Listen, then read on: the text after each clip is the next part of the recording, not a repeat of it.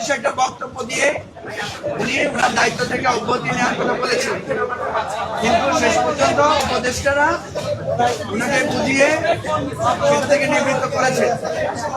ওনার সর্বশেষ কথা যেটা উনি আমাদেরকে বলেছেন সেটা হলো ওনার মূল টার্গেট হচ্ছে একটা সুষ্ঠু এবং ঐতিহাসিক একটা নির্বাচন দেওয়া, কিন্তু সেই নির্বাচন দেওয়ার জন্য যে জিনিসটা দরকার সেটা হচ্ছে প্রশাসন সহ সব বিষয়ে উনার একটা নেতৃত্ব এবং কর্তৃত্ব স্থাপন করা।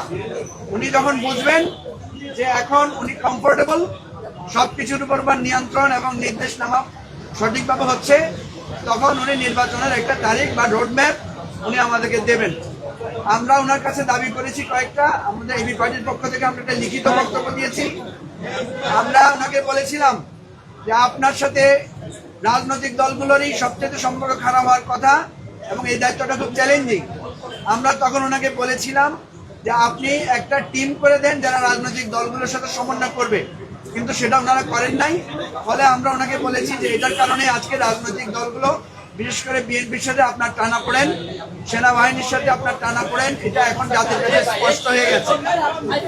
আমরা ওনাকে বলেছি, এবি পার্টির পক্ষ থেকে আমরা বলেছি এটা একটা সমঝোতার মাধ্যমে হোক, যেভাবে হোক এটাকে সংস্কার, বিচার এবং নির্বাচনের যথাসম্ভব একটা দ্রুত রোডম্যাপ দেওয়ার জন্য আমরা অনেকেই সেখানে মত প্রকাশ করেছি যে এটা বেটার হয় ফেব্রুয়ারির মধ্যে যদি নির্বাচনটা করা যায়, 5ই ফেব্রুয়ারির মধ্যে।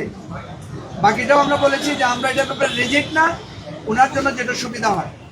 এরপরে আমরা আরেকটা কথা বলেছি যে ছাত্রদের যে ঐক্যটা থাকা দরকার ছিল, যে জেনজি, মাদ্রাসার ছাত্র, পাবলিক ইউনিভার্সিটি, প্রাইভেট ইউনিভার্সিটির যে একটা কমন যারা আন্দোলনে ছিল, আমরা বলেছি যে এই ঐক্যটা আপনারা ধরে রাখতে পারেন নাই, কখনো কখনো আপনাদের উপদেষ্টারাও এই ঐক্য বিনষ্ট করার জন্য কাজ করেছে। সুতরাং ওনাকে অনুরোধ করেছি যে টোটাল বিষয়টাকে আপনি একটা বিশ্লেষণ করে কোথায় কোথায় ত্রুটি বিচ্ছিন্ন আছে, প্রয়োজনে আপনি যদি মনে করেন উপদেষ্টা পরিষদ রিশাফল করতে হবে, সেটা করে হলেও আপনি একটা স্থিতিশীল কমফোর্টেবল জায়গায় আপনি যান। আমরা মনে করি যে ইগো এবং এক একজনের মানে একটা রিজিড পজিশনে আজকে এই ব্যাখ্যাটা, এই গ্যাপটা তৈরি করেছে। সুতরাং আমরা বলেছি উভয় পক্ষকে, এখানে আমরা বেসিক্যালি 3টা পক্ষ মনে করি বা 4টা। একটা হলো অন্তর্বর্তীকালীন সরকার, একটা হচ্ছে প্রশাসন সহ পুলিশ সহ সেনাবাহিনী, এবং আরেকটা হচ্ছে আপনার আমাদের রাজনৈতিক দলগুলো, বিশেষ করে বিএনপি সহ অন্যান্য গুরুত্বপূর্ণ দলগুলো। এই গ্যাপটা দূর করার জন্য আমরা বলেছি যে আপনি সমঝোতামূলক ব্যবস্থা নেন। সর্বশেষে ওনার কাছে আমাদের যে আবেদন ছিল যে আপনি এই দায়িত্ব যদি ছেড়ে দেন, আপনি যদি উপদেষ্টা পরিষদ যদি পদত্যাগ করে আমাদের দেশের জন্য কল্যাণ হতো, আমরা আপনাকে সেটাই বলতাম। আমাদের কাছে কোনো বিকল্প অপশন নাই, এবং আপনি যে কাজগুলো এগিয়ে নিয়েছেন, এখন যদি আপনি এখান থেকে কুইট করেন তাহলে আমাদের নির্বাচন, সংস্কার সবকিছু আরো অনিশ্চিত হয়ে যাবে। সুতরাং আপনাকে থাকতে হবে, আপনি পদত্যাগের চিন্তা করতে পারবেন না। আমরা সবাই মিলে আমাদের পরাজিত হওয়ার কোনো সুযোগ নাই, আমাদেরকে সফল হতে হবে। এটা ছিল আমাদের মূল বক্তব্য। উনি কি বলছেন? ওনার পক্ষ থেকে কি বক্তব্য ছিল? আমাদের সিনিয়র নেতারা আছে, ওনারা বলবেন।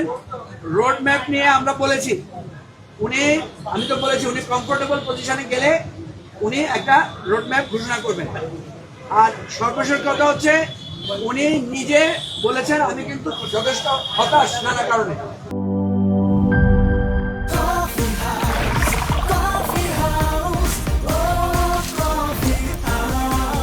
কফি হাউস, প্রতি চুমুকে আড্ডা জমে।